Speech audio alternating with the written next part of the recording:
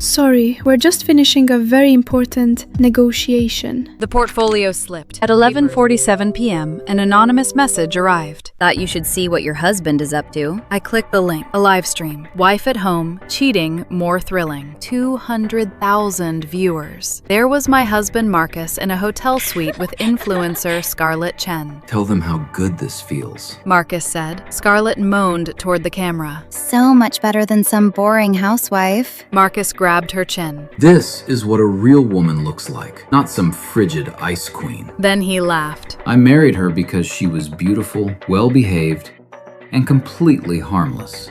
What's she going to do? Cry? She wouldn't dare leave. The chat exploded with fire emojis. I sat frozen for 3 hours. When the stream ended, I picked up my father's Ming Dynasty vase. He'd told me, Beauty is fragile, power is not. I hurled it against the floor. The crash was magnificent. Centuries of craftsmanship shattered. I knelt, collecting the shards, feeling the edges bite my palms. By dawn, the floor was clean. I opened my encrypted tablet, the one Marcus never knew existed. I began tracing the platform, the viewers, their holdings. The naive wife was gone. In her place sat the true heir to my father's empire. Marcus had declared war on the wrong woman. By morning, the clips had gone viral. CEO's cheating confession had millions of views. The hashtag nation's most wronged wife trended globally. Marcus came downstairs, faking concern. Oh, baby, I just saw the news. Someone must have hacked the hotel. You called me frigid, I whispered. powerless. That was scripted. Scarlett needed content. I was playing a character. Our marriage is real. My phone buzzed. Scarlett's Instagram. A hotel bathrobe photo with hashtag no regrets, hashtag wife who. Her followers jumped to 4.7 million. She's celebrating. I said. Marcus's jaw tightened. I'll handle her. But his eyes flickered with admiration at her engagement numbers. My tablet chimed beneath papers. He didn't look. Instead, he pulled me into his arms. We'll get through this, baby. I melted into him, playing the gullible wife. Behind closed eyes, I was calculating. Every share, every cruel comment was being cataloged. I love you. He whispered. I love you too. I whispered back, meaning something entirely different. The game was accelerating, and he still didn't know he was playing. Mrs. Mills, your husband needs the Whitmore contract documents delivered to floor 32, conference room A. I pushed open the door and froze. Marcus was bent over the conference table, shirt unbuttoned. Jennifer from marketing pressed against his back.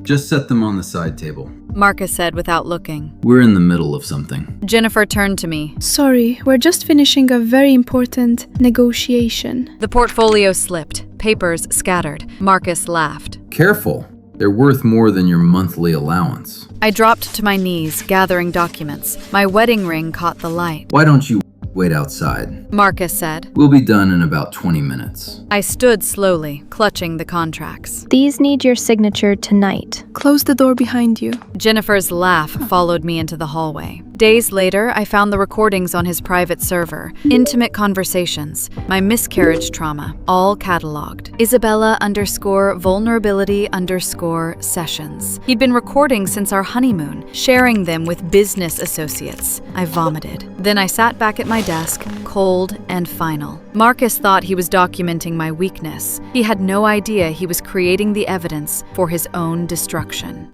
At the Whitmore Foundation Gala, Margaret Whitmore approached with a too bright smile. Isabella, darling, how are you holding up? I'm perfectly fine. Why wouldn't I be? She exchanged a look with her husband. We've all seen the coverage. What that man did, it's unconscionable. I excused myself. In the powder room, I gripped the marble counter, staring at my reflection. A woman publicly destroyed. Back in the ballroom, whispers followed. Senator Davidson's wife murmured. She always seems so fragile. No surprise she couldn't hold on to a man like Marcus. Thomas Blackwood appeared at my elbow. You look radiant, considering everything. His hand found my lower back. If you ever need someone to talk to, My heart suddenly clenched tight. Without waiting to hear another word, I spun around and, almost as if fleeing, bolted toward the car. At home, I stood before my father's antique chess set. I began arranging pieces. Black king for Marcus, queen for Scarlet, white queen for myself, knights for hidden assets. My phone buzzed. Marcus texted. Working late tonight. Don't wait up. I moved the white queen forward. 3 hours later, his key turned.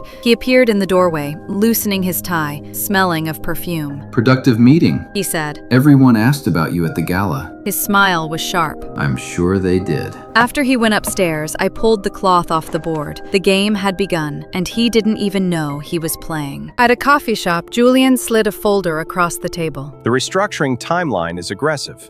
Are you certain you want full asset liquidation? The marriage is untenable. I replied. My phone chimed.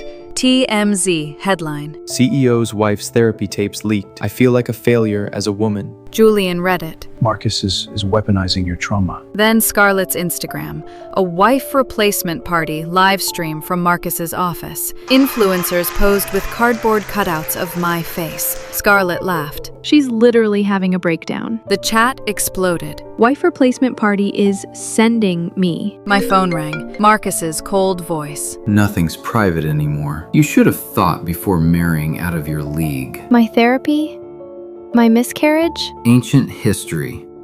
You're just collateral damage. He hung up. I opened my laptop. I want him to understand what he's lost before we destroy him. Within minutes, I'd access the building's security system. Every camera, every microphone. Scarlett danced in a wedding dress like mine. The wife replacement party is about to get very interesting. I murmured. Julian smiled. Secondary protocols? Not yet. Let them have their fun a little longer. The fall will be so much more satisfying. On Morning Truth, Miranda leaned in. How are you processing this betrayal? Marcus made mistakes. I believe in forgiveness. The audience gasped. She's actually still defending him. Hopeless. Days later, Scarlett launched Basic Wife Essentials. My face on doormats. Welcome. Walk all over me. T-shirts. I choose delusion. Marcus was listed as co-owner. I called Julian. They're selling my face on doormats. Profit margins are impressive. I want their entire supply chain. At the company gala, Marcus slid an arm around me. Isabella, meet our newest partner. Scarlett appeared in. He's told me so much about you. Then Marcus smiled cruelly. The catering staff is understaffed. You'll help serve drinks. I found myself in an apron loading champagne trays. Senator Davidson called out. How refreshing to see you taking an active role. His wife giggled. Even when that partnership involves sharing? The table erupted in laughter. I served drinks with steady hands for 2 hours, smiling, whispering, You're welcome. People who'd watched my humiliation. But while they saw a broken woman, I was memorizing faces, building a target list. The real show was about to begin. They had no idea they'd just bought front row seats to their own destruction. Marcus handed me a USB drive. Happy birthday, darling. A little retrospective of our marriage. His smile was sharp, eyes hungry for my devastation. Then my phone buzzed. Scarlett's Instagram poll. Who deserves Marcus more? 472,000 voted for her. 28,000 for me. The doorbell rang. A production crew entered my bedroom. Cameras, lights, audio tests. Marcus shouted down the hallway. Isabella, we need refreshments. Water? Maybe those little sandwiches you make. I walked to the kitchen. Cucumber sandwiches cut into triangles, crystal glasses, cloth napkins. Upstairs, Scarlett's laughter mixed with crew chatter. Camera angle 3. Good. Audience engagement is spiking. I lifted the tray and climbed the stairs. Each step felt like an execution. At the bedroom doorway, I saw them, Marcus and Scarlett on my marriage bed, the same sheets where I'd whispered promises of forever. The red recording light blinked. Somewhere, 1 million people were watching, waiting for the show to begin. In my study, hidden monitors rose from the antique desk. Julian's face appeared on screen. 500,000 viewers. The engagement metrics are... Marcus's voice echoed from upstairs. Isabella, I hope you're not upset about the jewelry. Those pieces were wasted on you. 20 minutes later, divorce papers arrived by courier. The terms left me with nothing. A pre-written public statement acknowledged my failures as a wife and expressed gratitude for Marcus's patience. Then, a live Q&A. Marcus announced, The party is tomorrow night, a celebration of new beginnings. And yes, Isabella will be there. I looked at Julian on the monitor. Tomorrow night, we give them a show they'll never forget. His smile was sharp. The nuclear option? No, My fingers moved across the keyboard. something much more personal. In the boardroom, Julian addressed Marcus. Your Q3 numbers are impressive, but we've noticed unusual patterns in contract renewals. Marcus's jaw tightened. Our relationships are solid. Sterling Industries, Blackstone Logistics, Apex Manufacturing, Julian smiled. Meridian backs winners. Strong leadership, clear vision. The board exchanged uneasy glances. Meanwhile, I launched my own stream. Welcome to Refined Choices. Tonight is about moving forward with dignity. The camera showed Kai at a restaurant table. This is Kai. He's helping me remember what respect feels like. The chat lit up. Finally, some class. This is how you handle divorce, I said. Choose someone who values what you bring. Viewers climbed. Back in the boardroom, Julian delivered the final blow. Your competitors are offering attractive terms for your market share. Marcus's hands clenched. Are you threatening us? Just sharing intelligence. Loyalty is a luxury. Results matter. Julian closed his briefcase. We'll be in touch. As he left, I watched Marcus's face crumble. Fear flickered in his eyes. My stream hit 1,000 viewers. Tomorrow, we'll explore what happens when you stop accepting crumbs. The game had changed. I was holding the cards. At Lumiere, Kai leaned across the table. Are you sure you're comfortable with all this? The cameras, the attention? I smiled. For the first time in a long while, I'm exactly where I want to be. The live viewer count climbed. 15,000, then 30,000. In the chat, familiar names appeared. Richard Blackstone, Sarah Chen, Margaret Winters. Marcus's entire business network was watching. Then my phone buzzed. A message from Richard Blackstone. Isabella, Blackstone Logistics is terminating our contract with Mills Corporation, effective immediately. Financial discrepancies have come to light. More messages followed. Sterling Industries, Apex Manufacturing, half a dozen major clients. Kai noticed my expression. You seem pleased about something. I raised my glass. Sometimes the universe balances things out. My phone buzzed again. Julian. Phase 2 complete. I glanced at Kai's genuine smile, at the supportive comments flooding in, at the evidence of Marcus's collapsing empire. I typed back. Not yet. Let them marinate in uncertainty for a while. The best revenge is served at exactly the right temperature. At 9:47 a.m., Scarlett's panicked voice came through. This can't legal. I never agreed to be human furniture. Through the security feed, I watched her pace in Marcus's office. My office, Julian replied calmly. Section 12, subsection C of your contract states innovative dining experiences. $2.7 million penalty for breach. The first shoot is tomorrow evening. Exclusive clientele have already paid. Scarlett collapsed into the chair, face in her hands. I walked into Mills Corporation for the first time in 3 years. The receptionist stammered. Mrs. Mills, I didn't know you were expected. I'm not. But the board will want to see me. I pushed open the boardroom doors. 12 faces turned. Marcus froze at the head of the table. Gentlemen, I apologize for the interruption. I took my seat. Isabella Blackwood, majority shareholder. Marcus's hands shook. This is my company. I built this. Actually, you've been an employee, and as of today, your employment is terminated. I nodded to the door. 2 security guards appeared. Please escort Mr. Mills from the premises. You can't do this. Marcus lunged. The guards intercepted him. I can, and I am. My voice was steady. You wanted to humiliate and control. Congratulations. You just discovered what it feels like to be on the receiving end. The door closed behind him with a soft click. I opened my laptop. Gentlemen, let's discuss the real Q4 projections. The game was over. I had won. Agent Morrison's voice came through the secure line. Mr. Mills is looking at 20 to 30 years. The raid is this afternoon. I ended the call. Julian entered. Phase 4 complete. Marcus just discovered all his credit cards are declined. On the security feed, Marcus stood in his penthouse lobby. The concierge said, Your access has been revoked. The owner requests you vacate immediately. I own this place! Marcus shouted. The penthouse is owned by Meridian Holdings. Your residency was complimentary. Terminated. I watched his face crumble. My phone rang. Scarlett's desperate voice. Isabella, we need to talk. My office. 1 hour. She arrived looking nothing like the confident influencer. Smudged makeup, wrinkled clothes. Please, I'll do anything. That contract.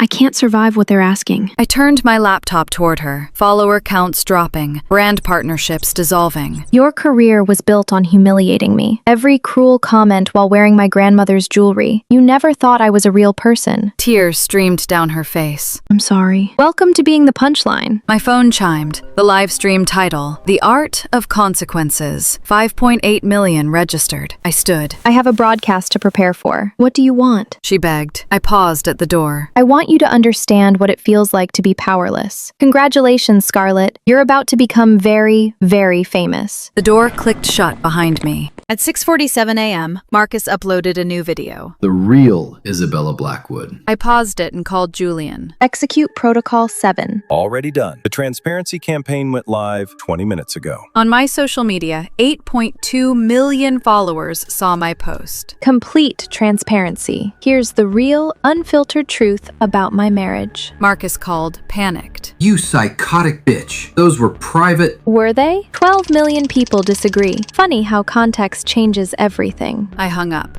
At 2 p.m., the Meridian Hotel ballroom was packed. I walked to the podium in a crisp white suit. Marcus tried to blend into the crowd, pale and desperate. My name is Isabella Blackwood. I began. For 5 years, I've lived a lie. Today, that ends. The screens lit up with Blackwood Entertainment's logo. I am the founder and CEO of the world's largest adult entertainment conglomerate. Annual revenue? $12 billion. The room erupted. Cameras flashed. But that's not all. Blackwood Entertainment owns significant stakes in mainstream media, including Mills Corporation, where my husband believed he was CEO. Marcus tried to flee. Security blocked him. Marcus spent the past month humiliating me, thinking I was powerless. What he didn't know is that I own the platforms he used, the companies that enabled him, and this building. A reporter asked, "Was this all planned?" Actions have consequences. Some lessons can only be learned through experience. As Marcus was escorted out, I looked into the camera. What's next for Isabella Blackwood? I smiled. Everything.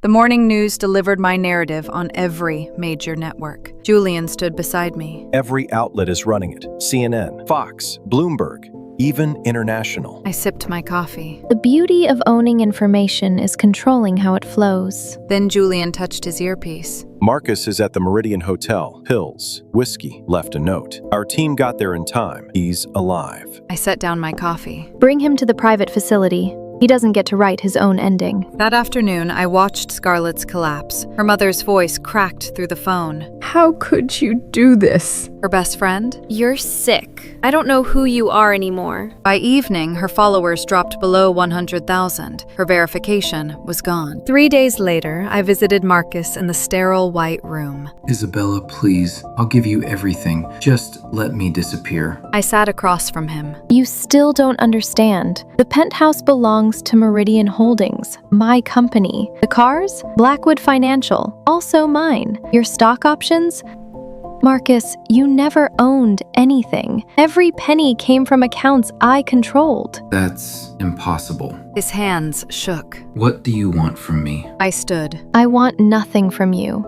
And that is the cruelest punishment. At the door, his voice cracked. I'm sorry. Sorry doesn't undo 3 years of calculated cruelty. The door clicked shut behind me. The game was over. I had won. But standing in that hallway, I felt only emptiness.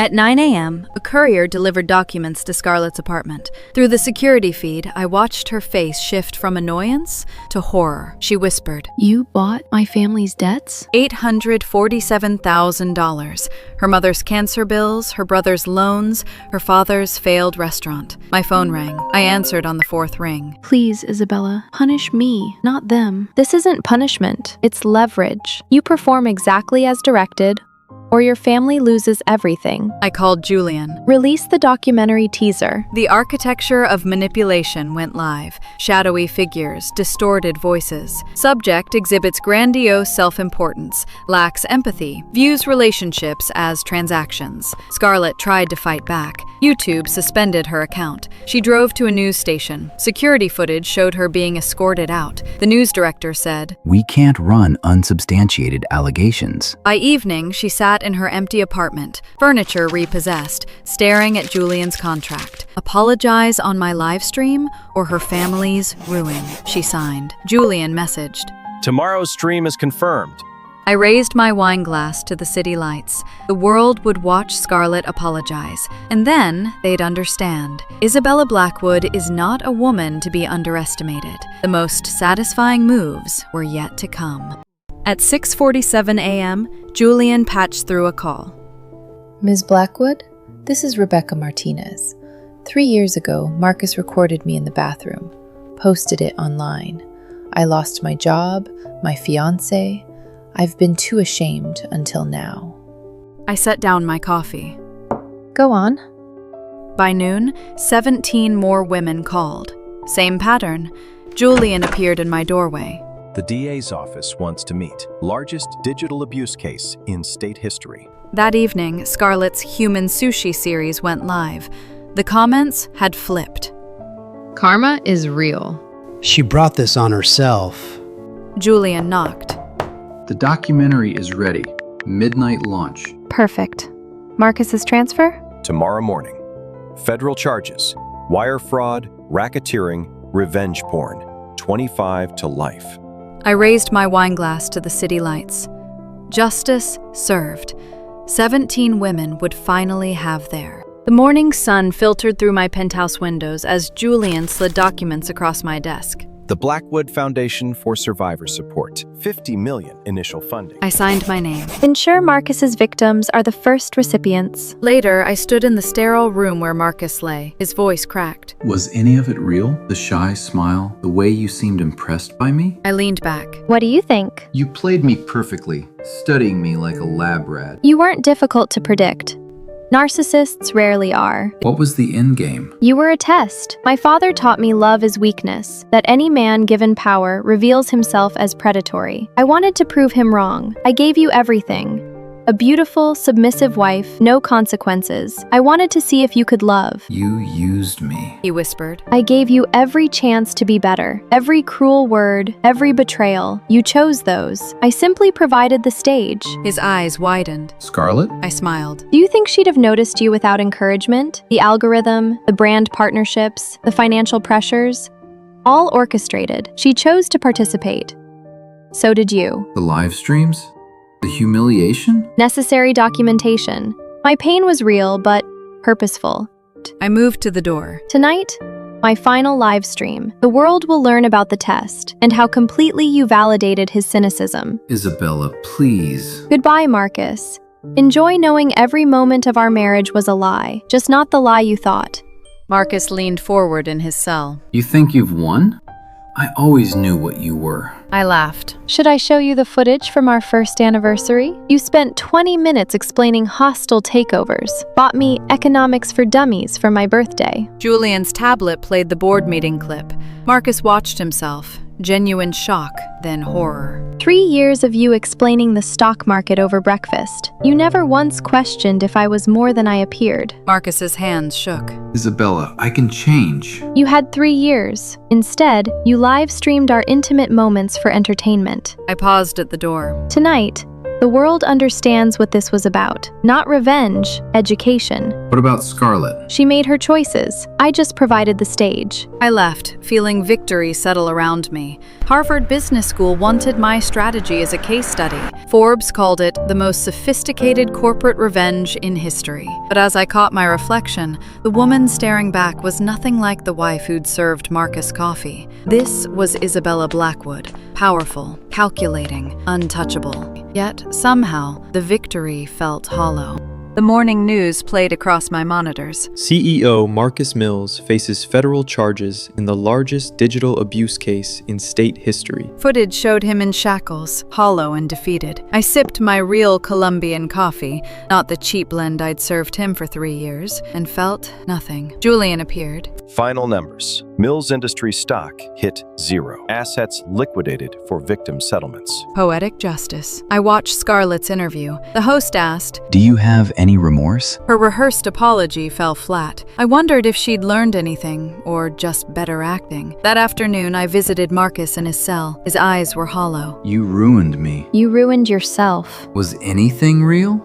The wedding night? The way you looked at me? I met his gaze. The woman who loved you was real. You killed her, Marcus, long before I destroyed your empire. He dropped his head. I left without another word. Julian was waiting. Marcus's father wants to meet. He's willing to pay anything to keep his son out of prison. No amount of money undoes what he did to those women. Tell him no. I turned back to the monitors. Marcus's voicemail played. You've become exactly what you hate. You're your father's daughter after all. I deleted it. Victory tasted like ash. My father had been right about everything, and somehow that felt like the cruelest defeat. The wall of monitors showed complete victory. Marcus's mugshot cycled through news feeds. Hollow eyes, county jail bars. 23 women had come forward. His company's assets were being liquidated for victim settlements. On another screen, Scarlett's Instagram Live drew barely 3,000 viewers. She sat in a cramped apartment, makeup streaked. I'm trying to rebuild. I'm trying to be better. I almost felt something. Almost. I walked to my father's chess set. Only one piece remained on my side, the queen, powerful and alone. I picked it up, feeling its weight. This was what I'd become, the most powerful piece on the board. But power without connection was just another prison. Julian's voice came through my earpiece. The final victim settlement fund is ready. Do you want to sign? I set the queen back on the board. The soft click echoed in the silence. Outside, the city pulsed with millions of people living, loving, hoping for connections I'd proven were illusions. My father had been right. Love was weakness. Trust was liability. Power was the only currency. And somehow, that absolute truth felt like the cruelest victory of all.